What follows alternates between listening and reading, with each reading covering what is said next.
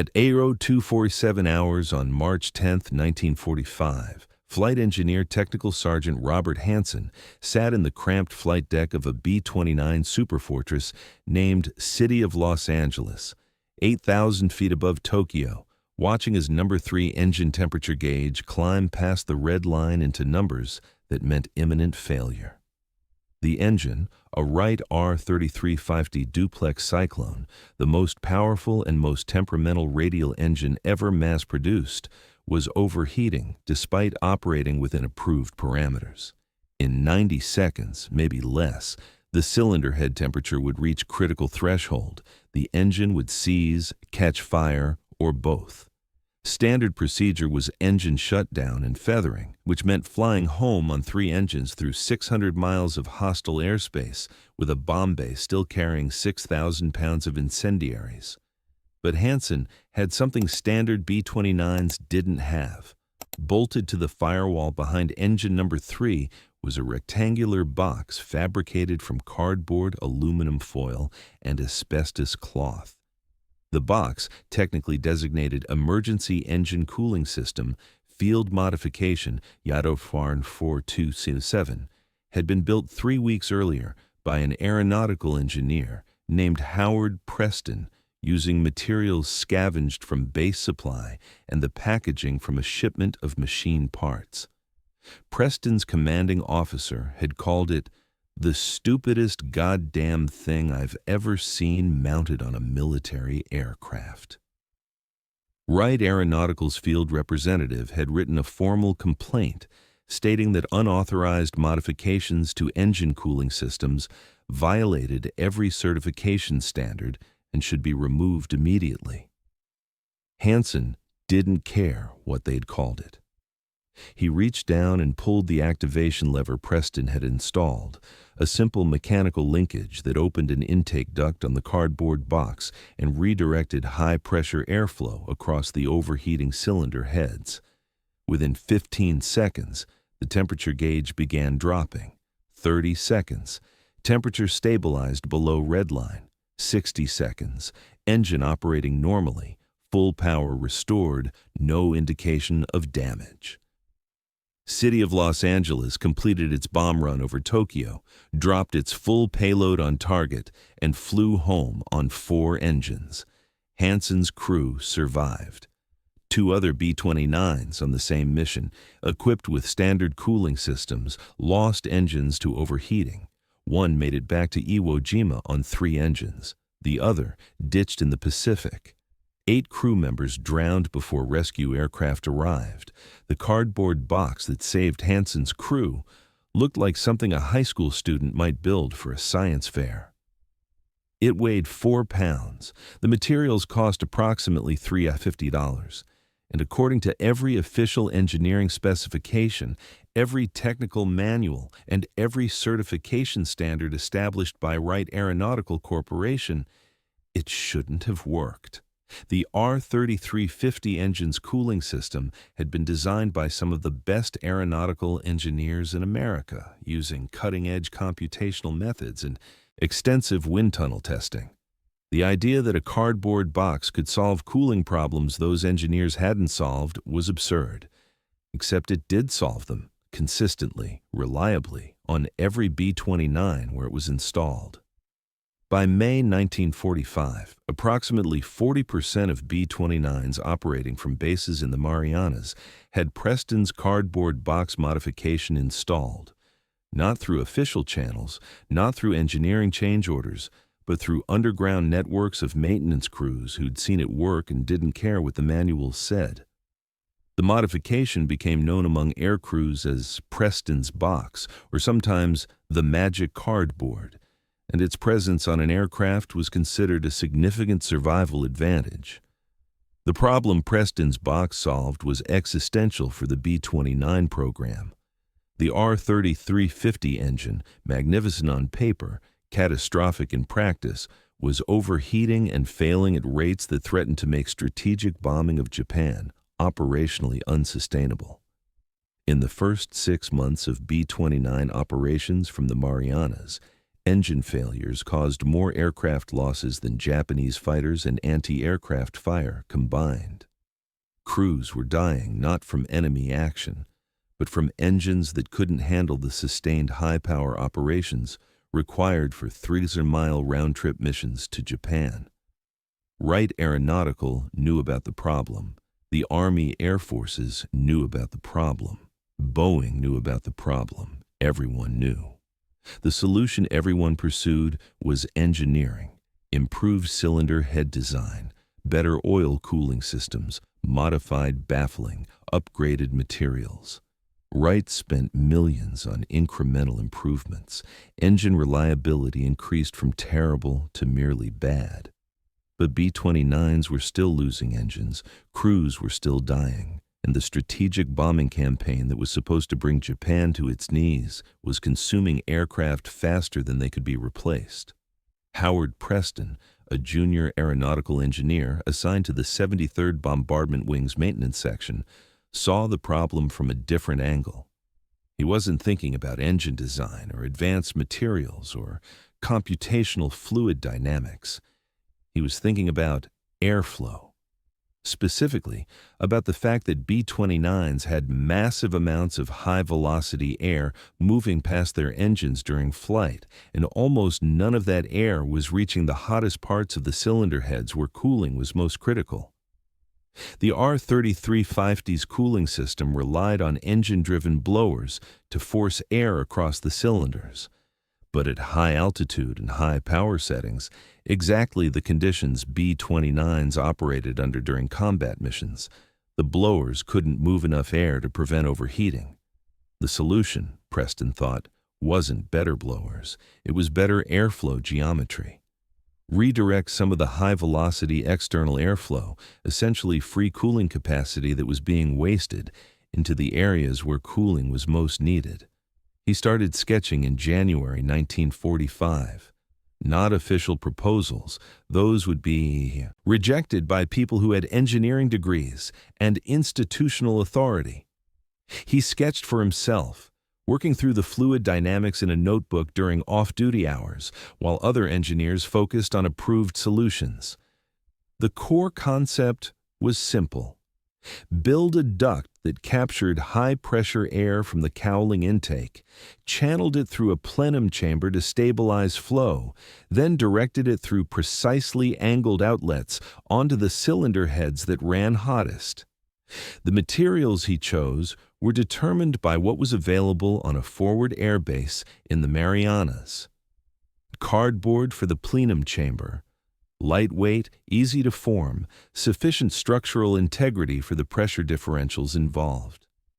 Aluminum foil for the internal surfaces to reflect heat and create a smooth airflow path. Asbestos cloth for heat shielding to prevent the cardboard from igniting if something went wrong. The entire assembly weighed less than the toolkit stored in the B-29's flight deck. Preston built the first prototype in his quarters using materials scavenged from base supply and a shipment of engine parts that arrived in wooden crates lined with corrugated cardboard. He cut, folded, glued, and riveted the assembly together over 3 nights. On paper, it looked ridiculous. In practice, it embodied sound aerodynamic principles that happened to be implemented in materials nobody would take seriously. He installed it on a test aircraft in February 1945 without authorization during a maintenance window when his supervisor was focused on other aircraft. The test flight was scheduled as a routine training mission. Pilot proficiency, navigation practice, nothing that would attract attention. But Preston had briefed the flight engineer on what to watch for. Cylinder head temperatures, particularly on engines 3 and 4, which consistently ran hottest. The results were immediate and dramatic. Cylinder head temperatures dropped an average of 45 degrees Fahrenheit at cruise power, 60 degrees at maximum continuous power. The engine that had required temperature management and periodic power reductions throughout previous flights now ran cool enough for sustained high-power operations without concern. The flight engineer's report was succinct. Whatever the hell Preston did, It works. Do it to every aircraft. But getting approval to install an unauthorized modification built from cardboard onto combat aircraft was a different problem than proving it worked. Preston's supervisor, a major who'd spent 20 years in the Army Air Forces and understood institutional inertia, looked at the cardboard box, read the temperature data, and made a calculation. If he submitted this through official channels, it would be rejected immediately because it violated every protocol about material certification and engineering approval processes. If he authorized installation without approval and something went wrong, he'd be court-martialed. He authorized installation anyway. Not officially. Not in writing. Just a quiet conversation with maintenance chiefs. Preston's got something that might help with engine temps. If you want to try it on your aircraft, I didn't see anything. Howard Preston grew up in Dayton, Ohio, where the Wright brothers had built their bicycle shop, and where aeronautical engineering wasn't an abstract science, but a practical craft visible on every street corner. His father worked at Wright Field, the Army's aeronautical research facility, as a machinist, fabricating prototype components for experimental aircraft. Young Howard spent his childhood in machine shops and hangars, watching engineers argue about lift coefficients while mechanics built the actual aircraft and discovered what really worked versus what the calculations predicted. He learned early that theory and practice existed in different worlds. Engineers designed beautiful solutions on paper. Mechanics discovered ugly problems in reality.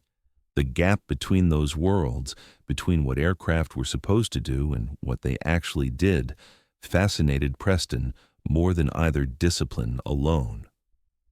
He studied mechanical engineering at Ohio State, graduated in 1941, and immediately enlisted in the Army Air Forces because war was obviously coming, and he wanted to work on aircraft rather than tanks or artillery. The Army assigned him to engineering school at Wright Field, which meant returning to his hometown to learn aeronautical theory from the same people who'd given his father fabrication drawings for 20 years. The instruction was rigorous, comprehensive, and entirely focused on proper design methodology. You started with requirements. You calculated loads and stresses. You selected materials based on certified specifications. You followed established procedures. Innovation meant incremental improvement within approved parameters, not radical departures from accepted practice. Preston absorbed the methodology but remained skeptical of its completeness. The unofficial education he'd received from his father, the practical knowledge of how aircraft actually behaved versus how they were designed to behave, suggested that approved procedures often missed solutions that existed outside the formal framework. But questioning institutional methodology marked you as undisciplined or naive, so Preston kept his skepticism private and his grades high.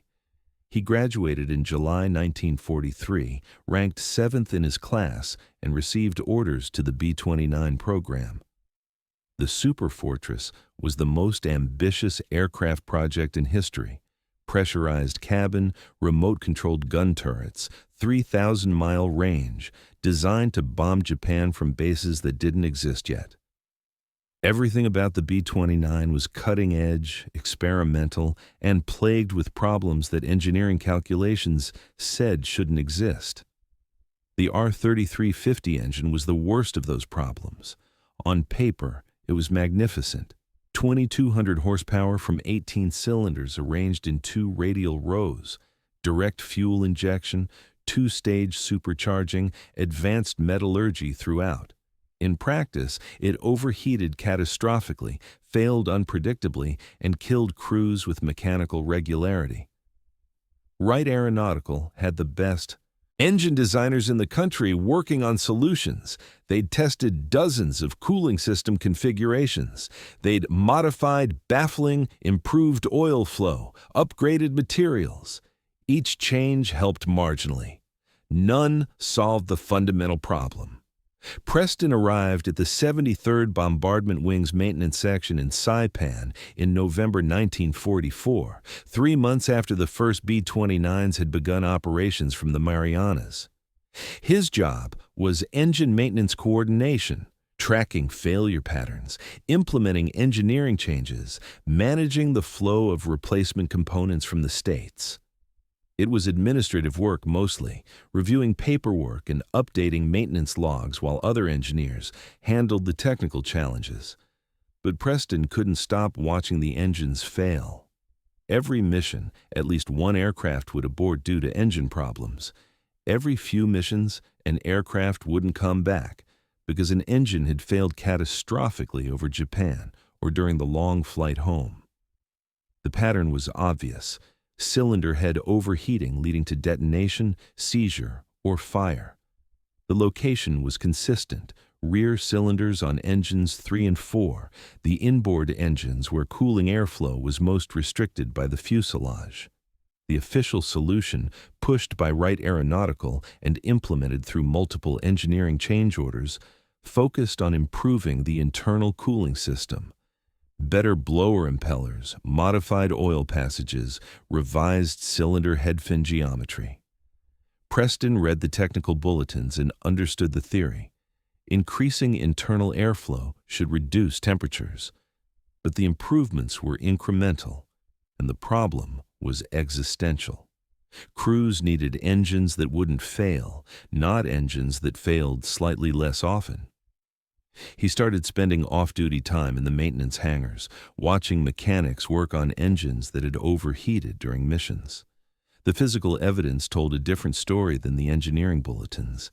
The hottest cylinder heads, the ones that failed first, were the ones with the least external airflow.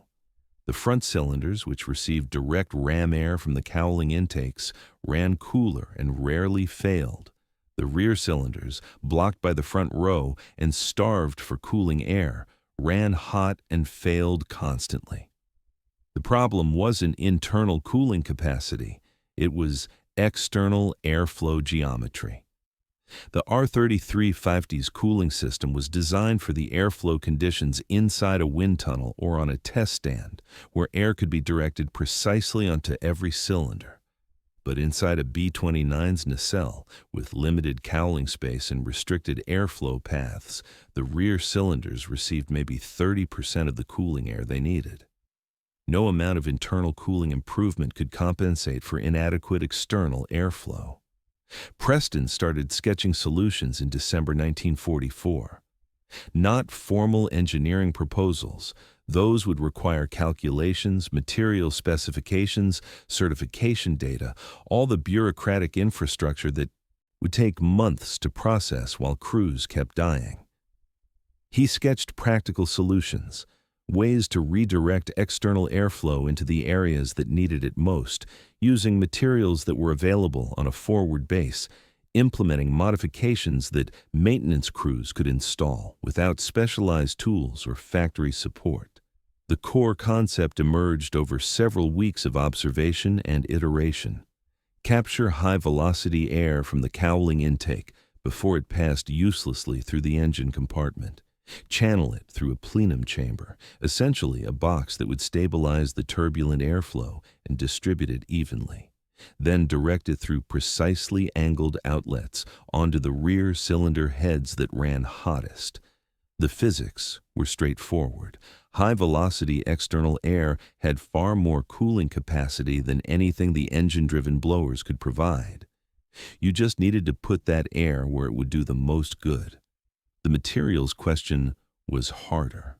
Proper aerospace engineering would require aluminum ducting, certified gaskets, approved fasteners. But aluminum was controlled material, allocated by priority, unavailable for unauthorized modifications. And anything that required factory fabrication meant delay, paperwork, institutional review. All the friction that turned good ideas into committee discussions that produced nothing while aircraft kept crashing. Preston needed materials that were available immediately, that maintenance crews could work with using standard tools, and that would survive the temperatures and vibrations inside an engine nacelle for long enough to prove the concept worked. Then, if it worked, proper engineering could produce a certified version while the improvised version kept saving lives. He found his materials in the base supply warehouse and the packaging from equipment shipments. Corrugated cardboard, lightweight, easily formed, surprisingly strong for its weight, free and abundant.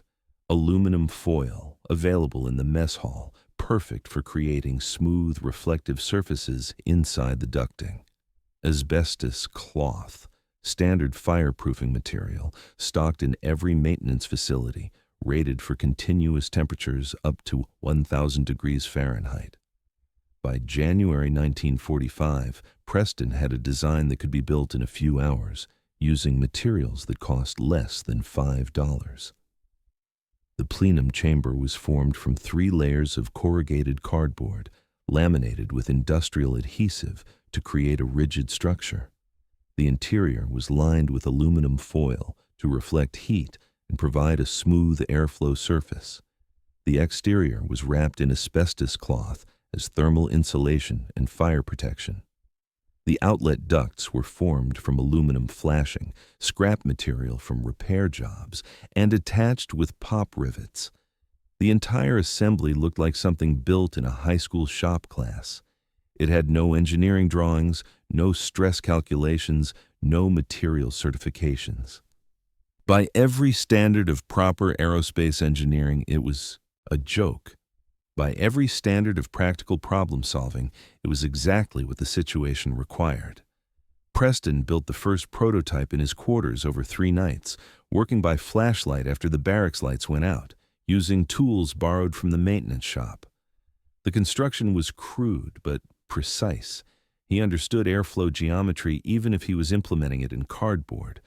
The plenum dimensions were calculated to stabilize turbulent intake air. The outlet angles were set to direct airflow across the hottest cylinder head zones. The mounting system used existing bolt holes in the firewall to avoid any structural modifications. On January 28, 1945, Preston installed his cardboard box on a B-29 during a scheduled maintenance window. He did it alone, early morning, before his supervisor arrived. If it worked, he'd get credit. If it failed catastrophically, he'd get court-martialed. But Preston had done the calculations and trusted the physics. The box would work. The only question was whether institutional authority would let it. The test flight was scheduled for February 3, 1945, at 800 hours. A routine training mission, pilot proficiency, navigation practice, no bomb load, nothing that would attract attention from command staff who might ask questions about unauthorized modifications. Preston had briefed the flight engineer, Staff Sergeant Michael Chen, on what to watch for. Cylinder head temperatures on engines 3 and 4, particularly during high power climb and sustained cruise operations where overheating normally occurred. Chen was skeptical. He'd seen dozens of proposed solutions to the R-33 Farfidi's cooling problems over the past 6 months.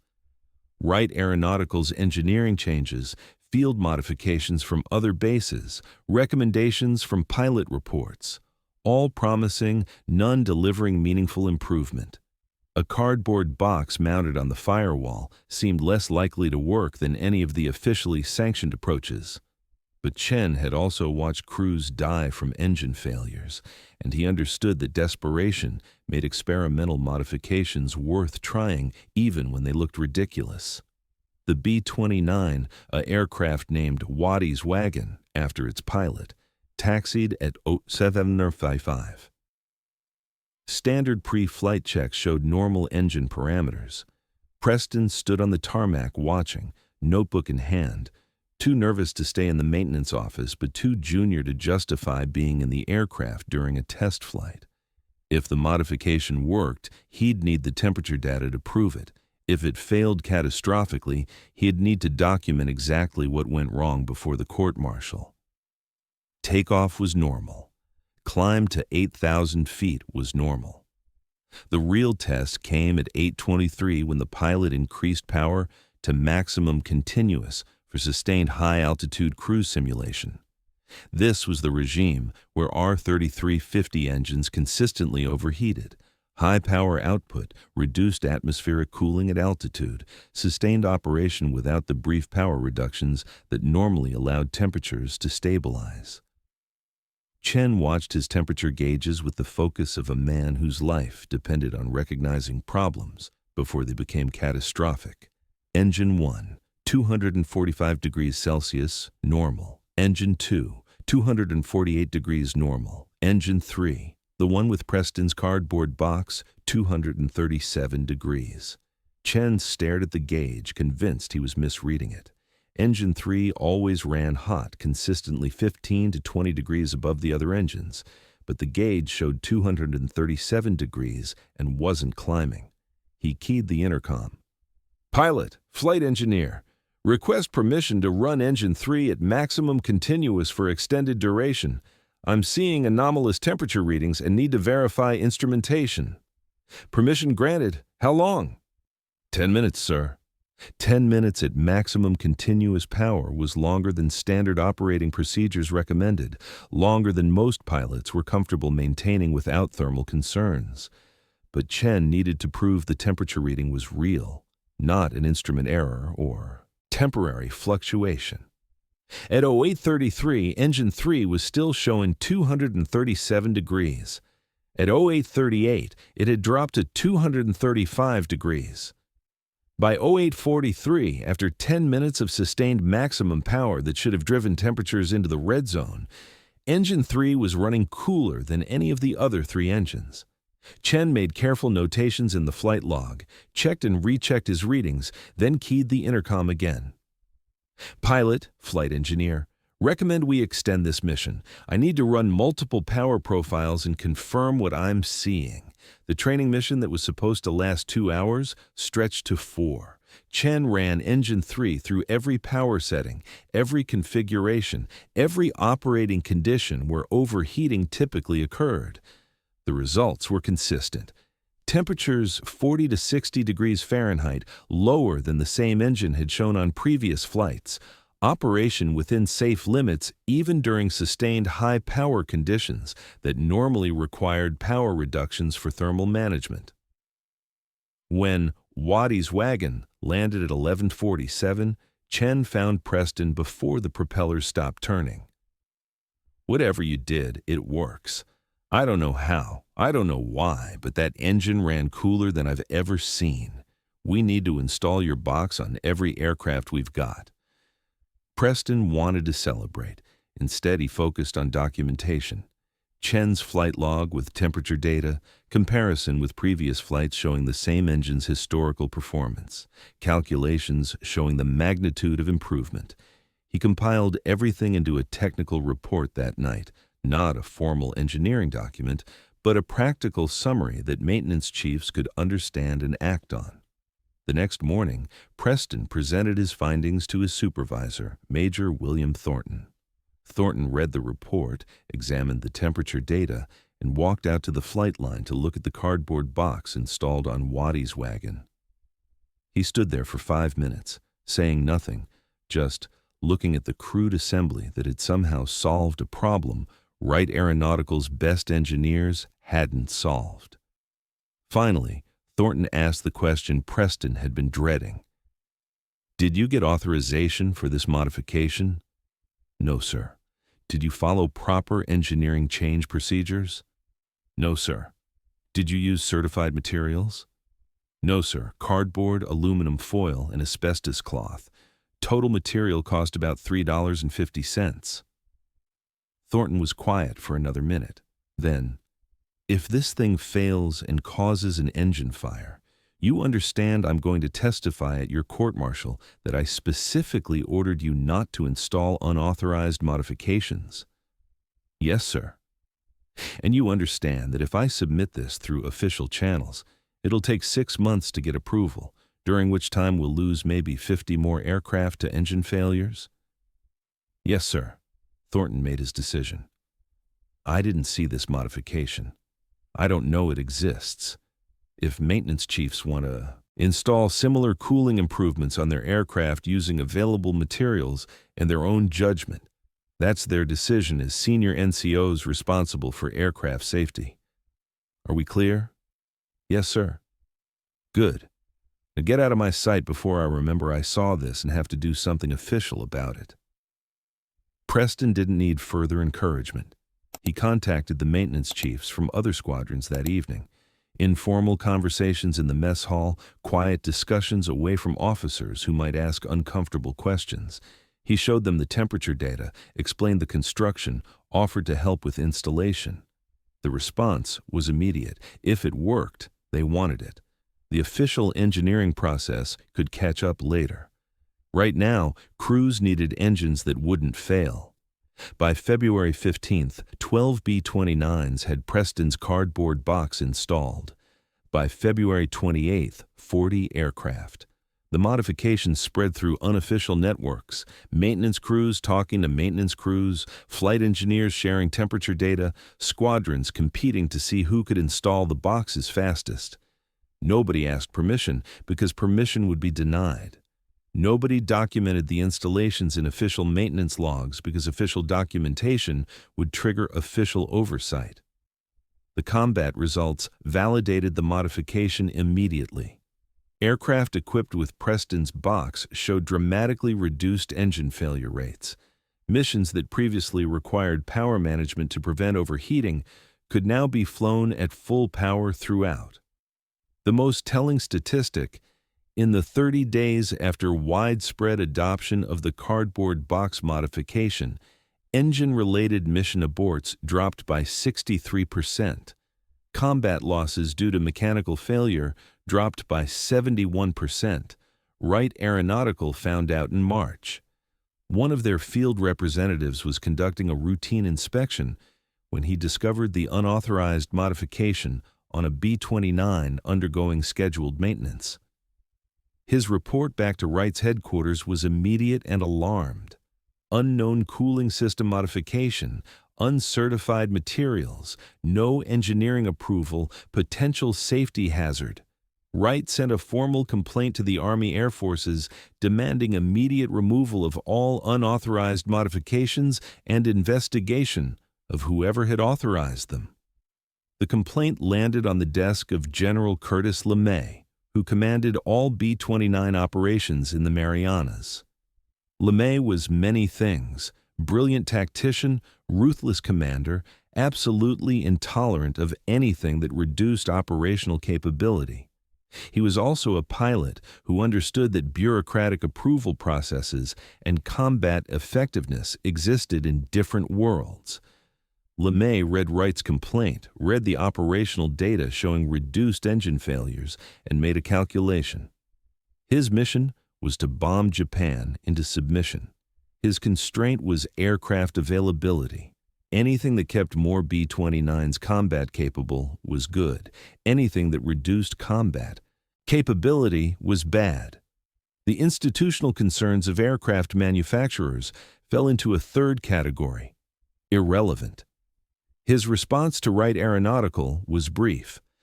Modification will remain in place pending comprehensive field evaluation. Evaluation timeline, duration of combat operations. Recommend Wright Aeronautical focus on improving factory cooling systems to match field modification effectiveness. Translation: the cardboard boxes weren't going anywhere, and if Wright didn't like it, they could build better engines. By April 1945, Preston's modification had spread beyond the 73rd Bombardment Wing. Maintenance crews rotated between units, carrying knowledge of the cardboard box with them. Technical representatives visiting from other bases saw the modification, asked questions, took notes. The design was simple enough to replicate from description alone. No blueprints needed, no specialized tools required, just cardboard and understanding of what the modification was supposed to accomplish.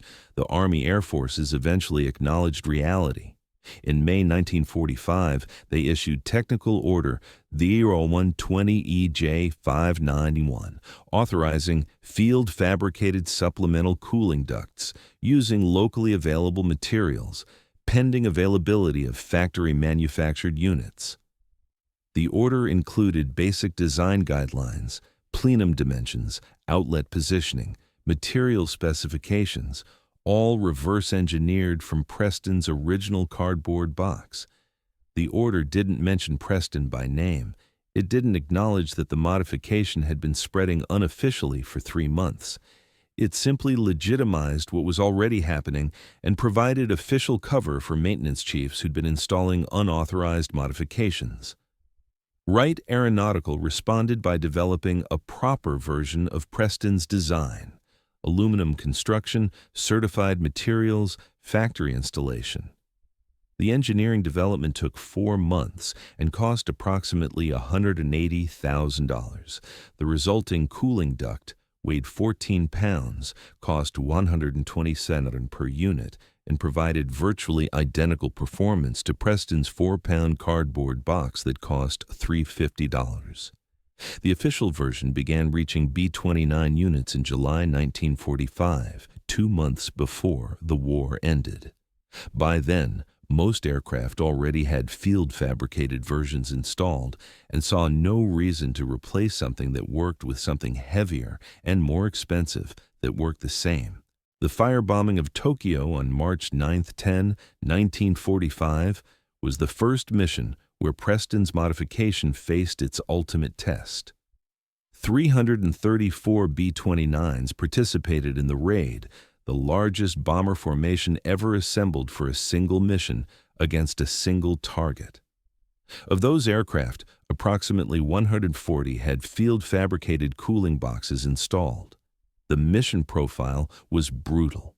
Low-altitude attack at 5,000 to 8,000 feet, maximum bomb load, sustained high power throughout the 6-hour round trip, intense anti-aircraft fire, and the additional heat stress of flying through smoke from fires that would eventually kill 100,000 people and destroy 16 square miles of Tokyo.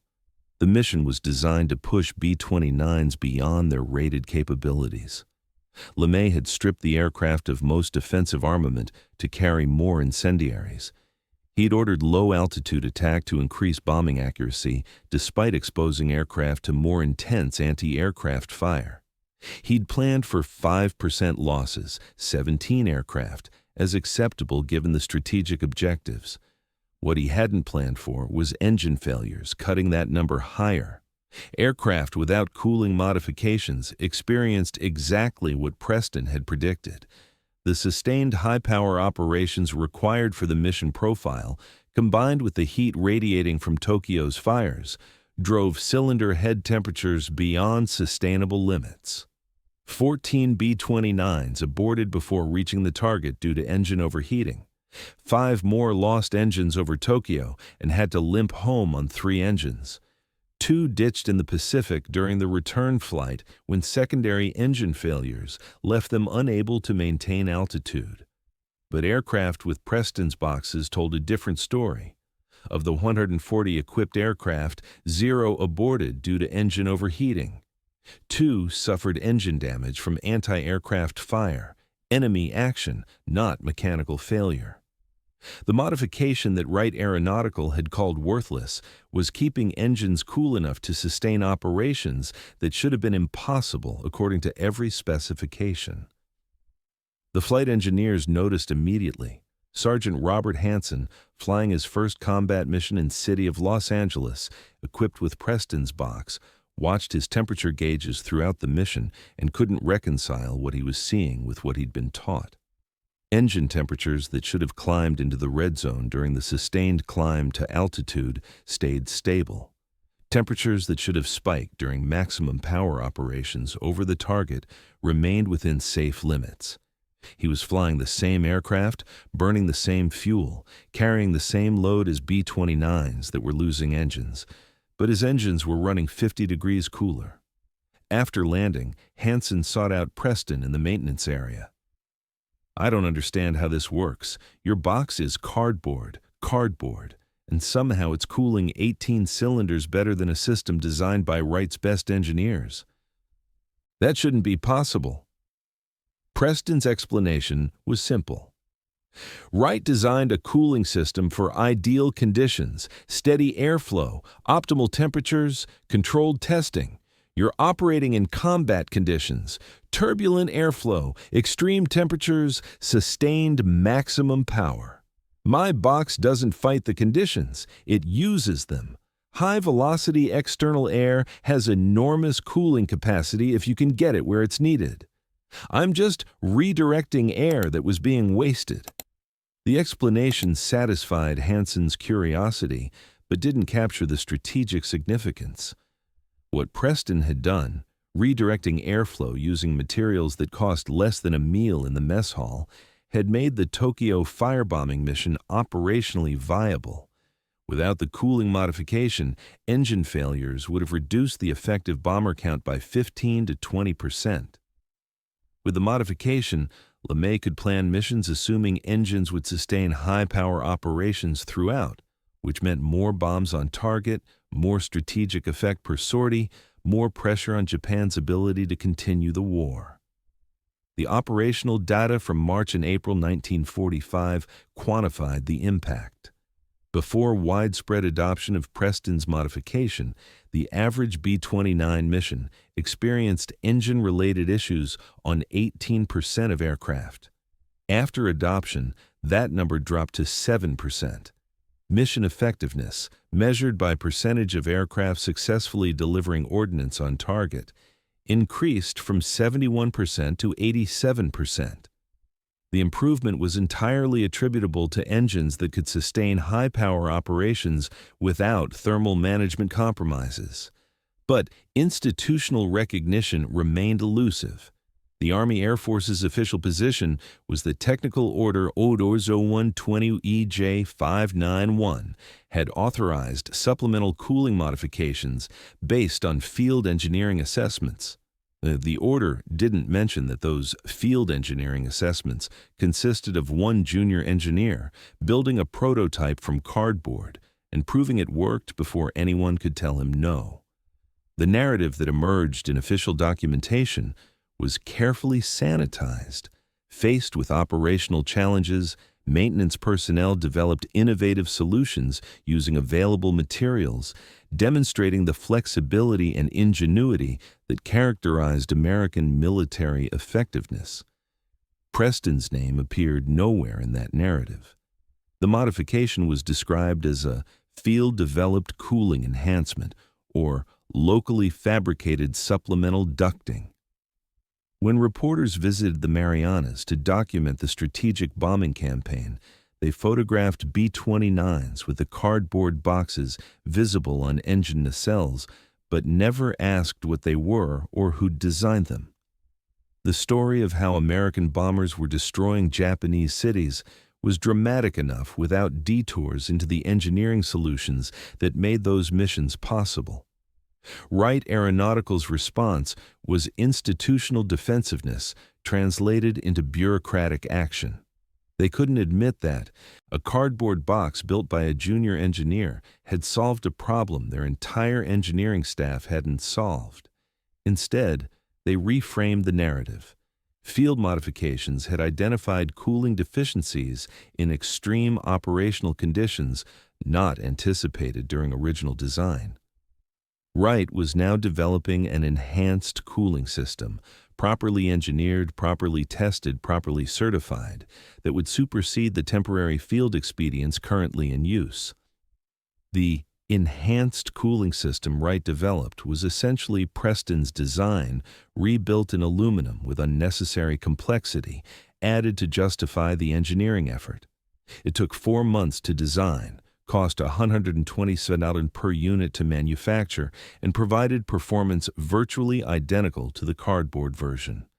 But it had proper documentation, material certification, and engineering approval, all the institutional validation that made it acceptable, even though it was functionally identical to something that cost $3.50 and could be built in an afternoon. By June 1945, the strategic bombing campaign against Japan had intensified to the point where B-29 operations were limited only by the number of aircraft available and the production capacity of incendiary bombs. Engine reliability was no longer a constraint. Missions that had been marginal due to mechanical concerns were now routine. The aircraft that had been designed to bomb Japan from high altitude was now conducting low-altitude fire raids that were burning Japanese cities to ash with industrial efficiency. Preston's contribution to that capability was never publicly acknowledged during the war. He received no medals, no commendations, no official recognition. His efficiency reports noted that he was competent and reliable, the same evaluations given to engineers who did nothing beyond routine maintenance coordination. The only tangible recognition came from the maintenance chiefs and flight engineers who'd seen the modification work and understood what it meant. They knew. The crews flying with Preston's boxes knew. But institutional memory has no mechanism for preserving stories about junior engineers who solve problems through unauthorized innovation. The modification's true measure wasn't in recognition, but in lives saved. Every B-29 that completed a mission without engine failure represented 11 crew members who came home. Every successful raid on Japan brought the war closer to conclusion, reduced the casualties that would have resulted from a ground invasion, shortened the timeline between present horror and eventual peace. Quantifying Preston's specific contribution was impossible. Too many variables, too many other factors, too much complexity in the causal chain between cooling boxes and strategic outcomes. But one number was calculable. Engine-related losses dropped by 71% after widespread adoption of the modification. In the 8 months between March and November 1945, approximately 4,800 B-29 sorties were flown that would have resulted in engine failures under previous conditions. Without Preston's modification, historical failure rates suggested 850 of those sorties would have ended in engine-related incidents, aborts, emergency landings, ditching, crashes. At 11 crew members per aircraft, that represented 9,350 crew members exposed to potentially fatal mechanical failures. Not all engine failures were fatal. Many aircraft made it home on 3 engines. Many crews survived ditching and were rescued. But the mortality rate for engine-related incidents was approximately 36% based on previous data. 36% of 9,350 was 3,366 crew members. That was the number of lives Preston's cardboard box potentially saved, not through heroics or dramatic action, but through redirecting airflow more effectively than the approved engineering solution. The war ended August 15, 1945. By that time, Preston's cooling modification had been installed on an estimated 60% of B-29s in the Pacific Theater, some with field-fabricated cardboard versions, some with Wright Aeronautical's factory-produced aluminum version, all providing essentially identical performance. The modification had become so standard that new crews arriving from training in the States would climb into aircraft equipped with the boxes and never realize they were flying with something that hadn't existed in the original design. Howard Preston returned to civilian life in November 1945 with an honorable discharge, a modest service record noting competent performance of engineering duties, and absolutely no public recognition for having solved one of the B-29 program's most critical problems. He enrolled at MIT on the GI Bill to complete a doctorate in aeronautical engineering, specifically because he wanted to understand why his cardboard box had worked when sophisticated engineering solutions hadn't. His doctoral thesis, completed in 1949, was titled Practical Airflow Management in High-Performance Aircraft Power Plants, a Case Study in Field Modification Effectiveness. The thesis examined the R-3350 cooling problem from first principles, analyzed why the original system had failed under operational conditions, and explained the aerodynamic principles that made supplemental external ducting effective. The thesis was technically brilliant, meticulously documented, and read by approximately 12 people. his dissertation committee, a few graduate students, and nobody else. What the thesis didn't mention was that Preston had developed the solution before he fully understood why it worked. He'd built the cardboard box based on intuition, observation, and practical knowledge learned from watching his father's generation of mechanics solve problems through trial and iteration. The theoretical understanding came later, after the modification was already saving lives. The academic establishment preferred the opposite sequence, theory first, application second, which was why Preston's approach had been rejected by institutional authorities who valued methodology over results. Preston joined Boeing in 1950 as a senior aeronautical engineer working on jet engine nacelle design. His reputation within the company was solid, but unspectacular. A competent engineer who understood practical constraints and produced workable solutions without dramatic innovation. His colleagues knew he'd worked on B-29s during the war. None knew he'd developed the cooling modification that had kept those aircraft operational. It wasn't a secret Preston was keeping. It simply wasn't something that came up in conversation, and institutional memory had already rewritten the story to credit field engineering teams rather than individuals. The official history of the B-29 program, published by the Army Air Forces in 1952, devoted 3 sentences to engine cooling modifications. Field personnel developed supplemental cooling ducting to address thermal management challenges in operational conditions. These modifications were subsequently validated through engineering analysis and incorporated into production specifications.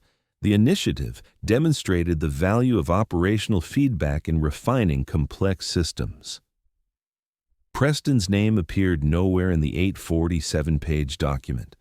Wright Aeronautical's corporate history, published in 1955, mentioned cooling system improvements for the R-3350 engine, but framed them as evolutionary refinements developed through systematic engineering processes. The narrative emphasized Wright's engineering excellence and commitment to continuous improvement. The uncomfortable fact that a junior engineer using cardboard had solved a problem Wright's entire engineering staff couldn't solve was absent from the corporate memory. The veterans remembered differently. B-29 crew associations formed in the late 1950s brought together pilots, navigators, bombardiers, and flight engineers who'd flown combat missions over Japan. At their reunions, conversations inevitably turned to the aircraft, the missions, the mechanical challenges that had made every takeoff uncertain. Preston's cooling box came up in those conversations not as field modification OBAC 4427 or supplemental cooling ducting, but as that cardboard thing that kept the engines from grenading, or Preston's magic box. In 1968, a B-29 veteran named Thomas McKenna, who'd become an aviation historian, began researching the cooling modification for a book about B-29 operations. He tracked down maintenance logs, technical orders, and eventually found Preston living in Seattle working for Boeing. The interview McKenna conducted ran 4 hours. Preston described the problem, the solution, the institutional resistance, and the underground adoption process. He emphasized that he hadn't invented anything revolutionary, just redirected existing airflow more effectively. McKenna asked the obvious question: how did it feel to have saved thousands of lives through an innovation that nobody officially recognized? Preston's answer was characteristically understated. I solved an engineering problem using available materials and basic aerodynamic principles. That's what engineers do. The recognition doesn't matter. What matters is that crews came home who wouldn't have come home otherwise. That's sufficient. McKenna's book, published in 1970, devoted an entire chapter to Preston's modification. The book sold modestly, a few thousand copies, mostly to aviation enthusiasts and military historians. It did, however, bring Preston's contribution into the historical record with proper attribution and documentation. Aviation history journals began referencing Preston's work. A few engineering textbooks included case studies about field modifications that outperformed factory solutions. Preston became a footnote in the broader story of World War II aviation, not famous, but at least remembered correctly. Boeing recognized Preston's contribution in 1973 by naming their Engineering Innovation Award after him.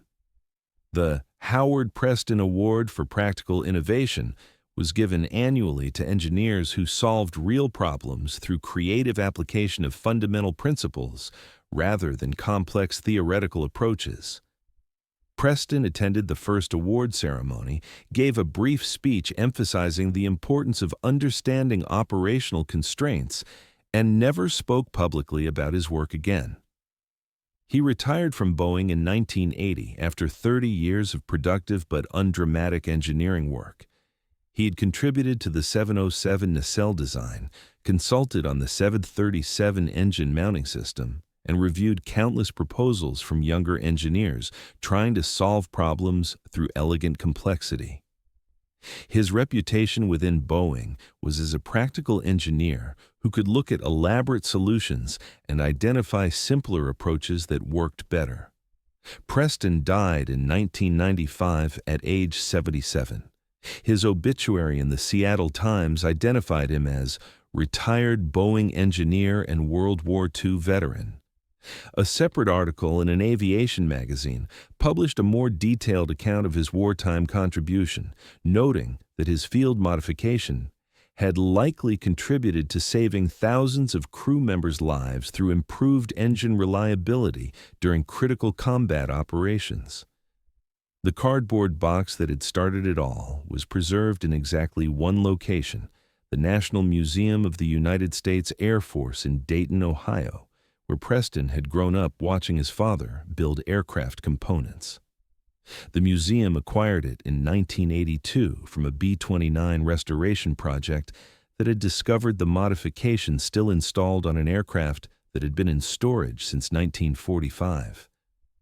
The exhibit placard reads, "Field Fabricated Engine Cooling Duct, developed 1945 by T.S. Jute Howard Preston, 73rd Bombardment Wing.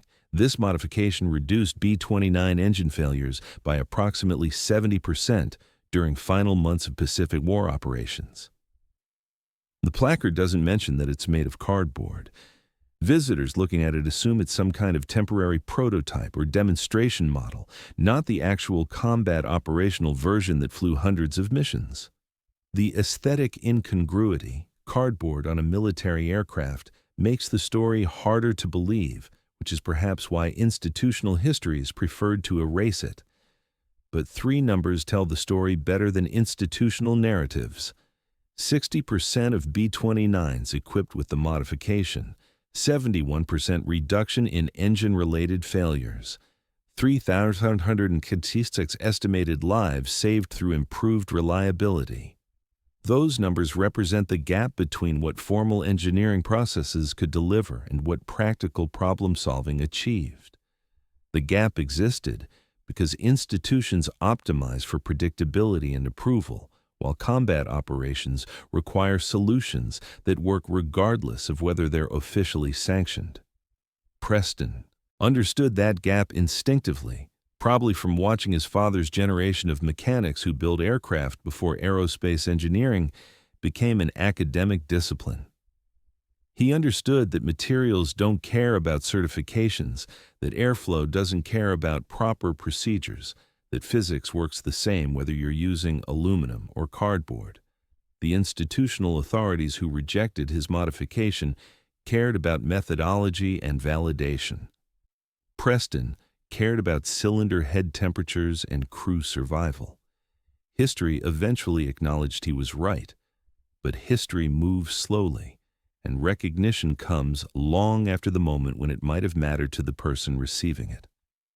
Preston saved thousands of lives and received a footnote in aviation history books published 25 years later. The crews who came home because their engines didn't fail probably never learned his name. but they came home. That mattered more than recognition, more than institutional validation, more than whether anyone remembered who'd made it possible.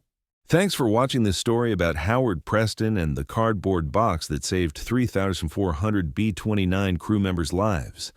If this resonated with you, hit that like button.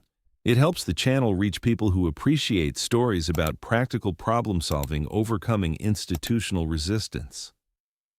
What strikes me most about Preston's story is how often the best solutions look ridiculous to people invested in complex approaches.